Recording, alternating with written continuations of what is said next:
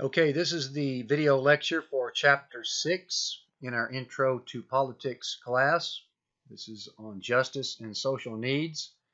Now keep in mind, when we say justice, we're not necessarily talking just about punishment. We're talking about how a society treats its people with respect to fairness and consistency, and with what kind of rights that it provides for its citizens. We've got two types of definitions for justice. We have a substantive justice, which has to do with what people need and deserve, and what society or its decision makers determines what we need and deserve. And then procedural justice, as you can imagine, focuses on the due process of justice, which everybody would want to be dispensed fairly and perhaps somewhat unbiased, that sort of thing. So we're going to talk about three major things here. Are government actions arbitrary? Are basic rights being violated? Are there any special overriding social needs with respect to justice as far as trade-offs with rights versus needs? So how do we prevent justice from being dispensed arbitrarily? Now what that means is just through some whims of somebody in power that doesn't like the way you look, or doesn't like your group of people, or is basing their decisions on beliefs or generational hatreds and things like that. So what we have here, particularly in a democratic system such as the United States, is the due process that's established in our Constitution. The Fifth Amendment implies that we have due process of law. In the 14th Amendment, equal protection under the law. So we have a certain amount of standardization that everybody has to comply with in order to take that arbitrariness out of the system, and we follow the rules and we dispense justice. Also, it requires some amount of knowledgeable society. People need to know that a law exists, what a law means, how and what crimes they are charged with, and what their process that they are entitled to. Another thing that we have to deal with are judges, unbiased or not.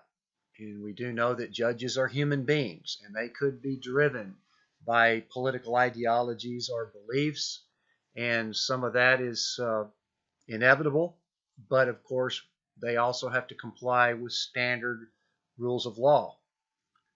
We also know that in our justice system that we have a means for an appeal. If in many cases, regardless of what your verdict is, you have the opportunity. Of course, there could be some limitations and restrictions to that, but the opportunity exists for your trial to be, or your charges to be, reconsidered.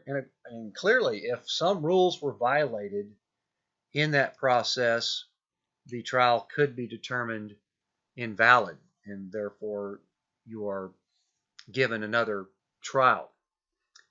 So these are some of the things that we do to try to prevent justice from just being dispensed arbitrarily. We also see that there are some basic rights that seem to be common to any democratic type of system, that a lot of other rights seem to derive from this. Obviously, the right to survive, to be able to live, and we can even translate that into being able to live without fear, or to live comfortably, or to live with the certain things that we need to live comfortably, certain privileges or opportunities. Right to free speech is a very basic right, which even translates to things as freedom of worshiping like you want, or freedom of the press to question authority, to right to assemble. So free speech is kind of at the foundation of a democratic society, and clearly there's restrictions to that as well. You can't. There's some things that you just simply can't do. For example, lie under oath, or to scream fire in a crowded theater that creates a stampede that tramples 3 children to death. Certainly there's some things that you can't do with, or even maliciously impugning somebody's reputation to where it hurts their ability to make a living. So again, restrictions with these rights that we have to consider. And of course, the right to privacy is a very fundamental right that is at the root of a lot of ours, such as having to have warrants to search, certain other rights as far as not having to incriminate yourself, your rights to silence and things like that. And as we get into more interactive society, just where we are immersed in social media, there are other things that we're dealing with. In fact, the Supreme Court recently ruled that you have to have a search warrant to search somebody's cell phone because we have so much of our lives on our cell phone. Of course, we have to keep in mind that these rights are not absolute, but a top priority in our system. As we get more and more immersed in social media, we could be violating our own privacy by putting ourselves out there, regardless of what a government agency like the NSA might be doing in order to try to keep tabs on people to stop terrorism. And in fact, the Supreme Court even ruled the NSA's surveillance practices as illegal, so they had to regroup as to what they were doing. So we're getting a very complex world with respect to privacy and then other issues, whether it's surveillance to prevent terrorism, things like that. Now, the United States Bill of Rights is the first 10 amendments to our Constitution. Now, I'm not going to go over these in detail. We'll actually talk about these again in a later chapter, but I'm going to want you to read the Constitution and these Bill of Rights and start to assess what kind of rights that we have in the United States. But in addition, there's a lot of things that could be considered rights that we kind of take for granted. So I want you to read the Bill of Rights, which is part of the Constitution. So read the Constitution. It's relatively short. Now, what are the social needs that could be trade-offs with our rights? For example, if we're at war, lots of things can happen during a war. We could require a draft where people are obligated to sign up for the military to fight this war. If there's a lot of racism or discrimination that's still prevalent in the society, a program such as affirmative action may require companies to have more equal hiring practices. Or if we have segregation that's promoting inequality or lack of opportunity or even discrimination, then the government may require desegregation efforts or integration efforts. And we've seen these in our history. The being in war itself has resulted in internment camps, such as the internment of the Japanese during World War II. Even the war with Iraq, we had some prison camps where even some of the prisoners' rights were determined to be violated. The push for anti-terrorism tactics could be potentially obtrusive on our privacy, as well as the surveillance to try to prevent terrorism that I just mentioned earlier. So these are all trade-offs with social needs that we may have to sacrifice a little bit of rights, or if those social needs become to where our rights may be getting violated, for example, lack of privacy, then we'll push back on those social needs and policies could change. We do know that in any country, even today, revolutions would suspend due process in order to try to get stability back into your country. And the Civil War in the United States back in the 1860s is a prime example where President Lincoln literally declared martial law. He suspended the right of habeas corpus, which we've touched on a little bit before. The right of habeas corpus means that you are entitled to this due process of being brought before a court, addressed the charges, able to post bail, able to bring witnesses, able to actually assist with your defense.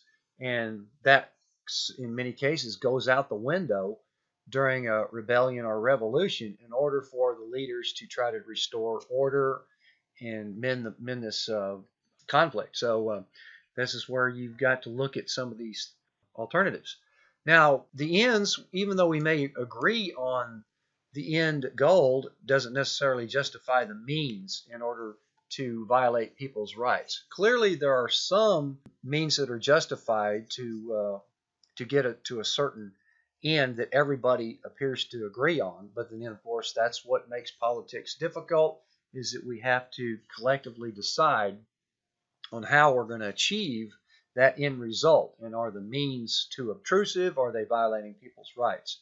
So what we come down to when we're looking at justice versus social needs, that there's always some mixture of contribution of those needs, the needs themselves, the equality that is kind of at the root of any democratic society, to try to at least promote the equality of opportunity, even though equality itself may not ever be perfectly realized. So what we have here is some interesting trade-offs.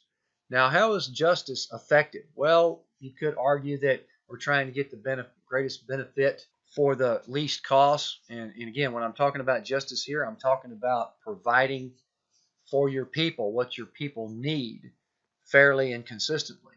This benefit may be difficult to measure, as are the costs, as far as trying to have some sort of effective justice. Now, another thing that we have to deal with when we're making decisions or dispensing justice or creating policies that help people, well, we can have some unanticipated consequences. These are always, have to think these things out before you come up with a policy. And sometimes we don't think of these, and they end up being not as effective, or they could create more costs than what we thought they were going to entail. For example, the book talks about some interesting examples here. Green energy policies. For example, if a country subsidizes solar energy panels, well, that could divert solar energy production to a country that has less sunlight. So therefore, if a country that actually has more sunlight is not promoting that, then we're actually being inefficient in our green energy policies. Whereas that well-meant policy to try to subsidize solar power is actually making it worse by diverting resources to a country that has less sunlight than a country that has more sunlight that could really benefit from that.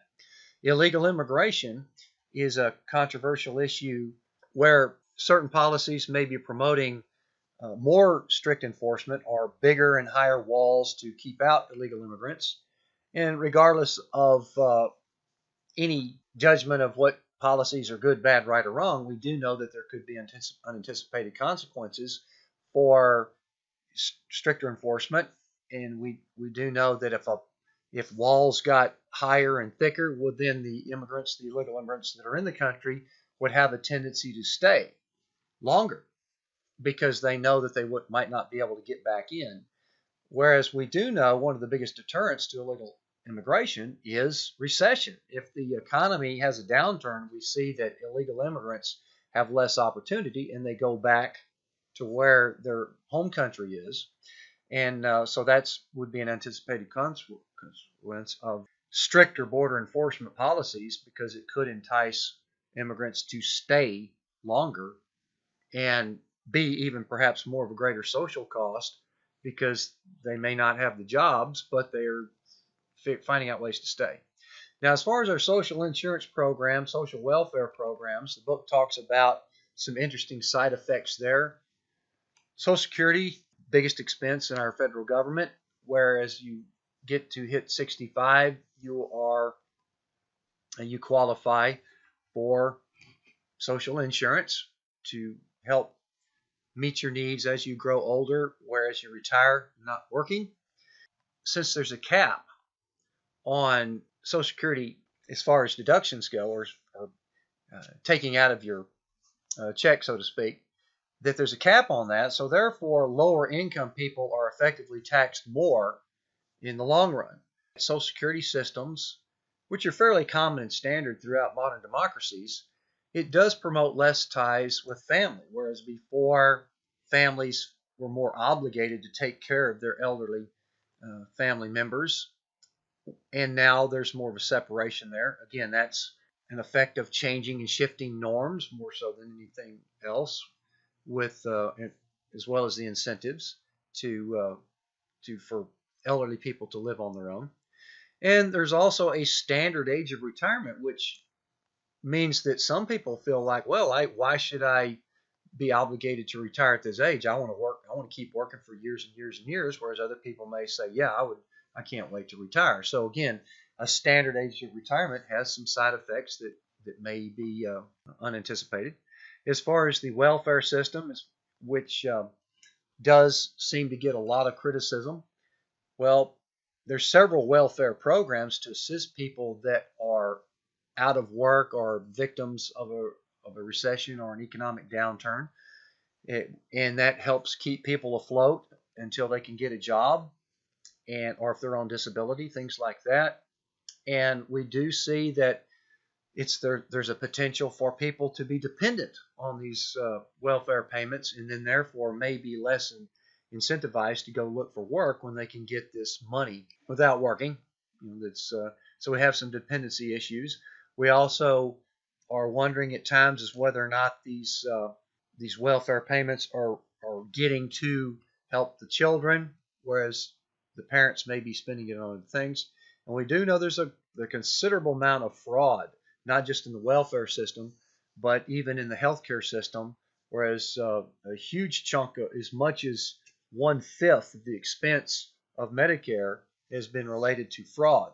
But we also see considerable amount of fraud in welfare, is particularly such as disability, where people are claiming a disability that could actually work. So we've got side effects that we have to deal with all of our policies that are trying to dispense fairness and consistency throughout the system. Now let's talk just for a few minutes about authority-based policy versus market-based policy. And again, in a complex society like the United States, you've got a mixture of the two. But what we'll look at is that if you focus more on authority, i.e. state-based policy, what are some pros and cons of that? Or if you focus more on a market-based policy, which tries to get the state out of the way of the decision making, we may have even more externalities there. Now, with the authority-based policy, a state, as we've seen, is not typically good at getting things to those who need or value them most. We have to have people to apply and qualify for numerous things. And we've also seen with communism, the state does not always allocate things optimally. The market enables the resources to go where they're needed the most, whereas a state that's trying to plan ahead for 10 years may get that way off the mark. And that is part of the reason why those systems has failed. It is part of the reason why the market systems have succeeded due to their flexibility and adaptability.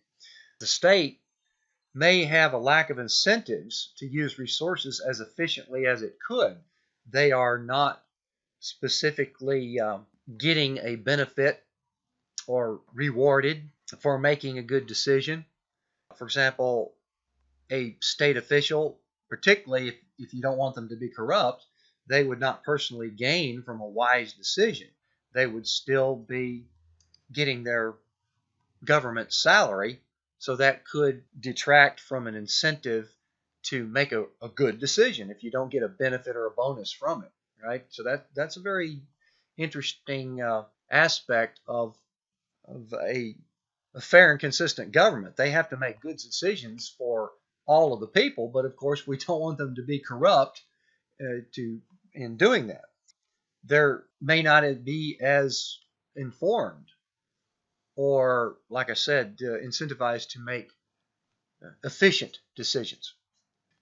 Now, as far as market-based policy, if we lean heavily towards that, it means we're trying to get the state out of the picture, and we immediate problems with that because the market-based policy is very much blind to inequality. It's blind to equality and fairness. Markets tend to go what's most efficient, what people need, and where the resources need to go.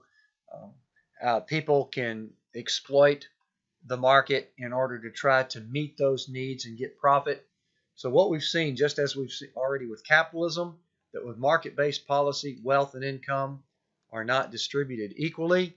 In order to alleviate that, you're going to need some sort of regulation or state intervention, some sort of monitoring to try to get it from becoming dysfunctionally unequal. Also, with market-based policy, the ability to pay enters along with the need. Somebody that may need it may not be able to afford it. Typical example of that is that the Sixth Amendment to the Constitution says that you have right to counsel. Okay, that's great, but for a long time, what if you said, okay, I would like to have that right, but I can't afford counsel? Well, then back in the 60s, the Supreme Court ruled that if you could not afford one, then the state is obligated to provide that for you. So that kind of went hand in hand with this, with effective or fair justice. Is that, well, what good is the right to counsel if you can't afford it? So then the state took that extra step to require that to be provided. So again, market-based policy is not going to be concerned with fairness or equality. We also know that market-based policy is not effective in producing public goods. We have tried to privatize education, but then of course that would mean that we could have a more stratified society, that only the people that could afford education would be getting it. So therefore we'd have an intellectual divide as well as an economic divide. We also know that on a local level, that if you had a totally privatized fire department, you would call the fire department and they say, well, how much money you got before we come put out your fire? And then you'd call around trying to get the cheapest price, and by that time your house is burned down. So you've got some public goods that really are not conducive to making a profit, and so the market would not really apply to producing those goods. So yet another difficulty with market-based policy. Now, social costs, pretty much taken literally, costs to society. These are often called externalities because these can be a result of these unanticipated consequences or any type of issue or problem that we're dealing with in society. What is it costing society in terms of even deaths or destruction or life inconveniences? So we know that if a corporation is focused only on profit, well, then they would potentially ignore pollution. And so that would be an externality that a market, or that a corporation really has no incentive to cleaning up or stopping unless they were forced to do that. Because if they're trying to maximize their profit, which corporations are very rational creatures, well, then they would either ignore or try to minimize their attention to pollution. Once again, if you have a market-driven education system, well, then the social cost of ignorance could get greater because people that can't afford schooling would not get schooling, and so therefore you would have a dysfunctional amount of ignorance. In addition, if poor health is an interesting situation because in the United States, healthcare is really not considered a public good. It's still based on the ability to pay, and we've seen some considerable consequences from that as the lower income population, which is getting larger in America, is unable to afford more nutritional food, unable to afford health care, unable to afford health insurance, and we've seen that those are skewing our results as far as the health of our society. We've already talked about how the United States is comparing in some of these things, and so therefore we've got some externalities there of market-based policy that would have to be considered. The book talks about some examples of political choice. These would be interesting to follow up on. For example, looking at need-based scholarships, what are the consequences there? That if you provide scholarships for people based on need, well, what's going to happen if just because they get a scholarship because they need the money? Well, what does that have to do with finishing college? We may have a lot of government expense provided to students to go to college, but yet they may quit and drop out after a year or two. So that becomes expensive in a way that is not taking into account perhaps the ability perhaps to finish college, right? Not just need based. Water pollution, lots of questions there. What do we have to ban? What we have to decide? What is pollution and who's going to bear that cost? Are the taxpayers going to bear that cost? Is the industry going to bear that cost? Is that particular firm going to bear that cost? How are we going to incentivize them to not pollute? Are we just going to give them penalties or banning it totally or make some economic cost for that? The book also talks about considering children as public goods. Whereas in some societies, such as Japan, Russia, and Italy, they have a negative population growth. And we've talked about if your population is negatively in the negative growth phase, then your dependency ratio is going to get smaller, and you're going to have some pretty critical economic factors to where you're going to have fewer people that are working that have to pay for more people that aren't working. If we incentivize families to have children and treat them like public goods, where the government finances the raising or producing and raising of children, it's an interesting concept, but you could have some externalities there. For example, would the government subsidize just poor families or all families in general that were willing to raise children? And of course, we already see some externalities or unintended consequences here. Is that could that just incentivize the government to pay for children? So we got some interesting things there with respect to justice and social needs.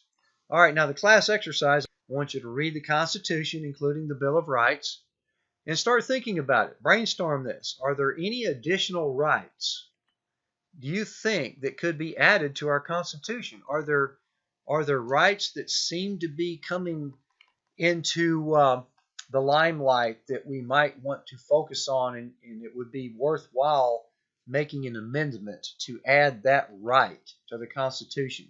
This could be something that we have taken for granted for a long time, and maybe it needs to be expressed, because there are other countries in the world that have lots of rights that they want to have them put in their Constitution, and these are the types of rights that we would literally take for granted, that we wouldn't even think that would be necessary to put in our Constitution.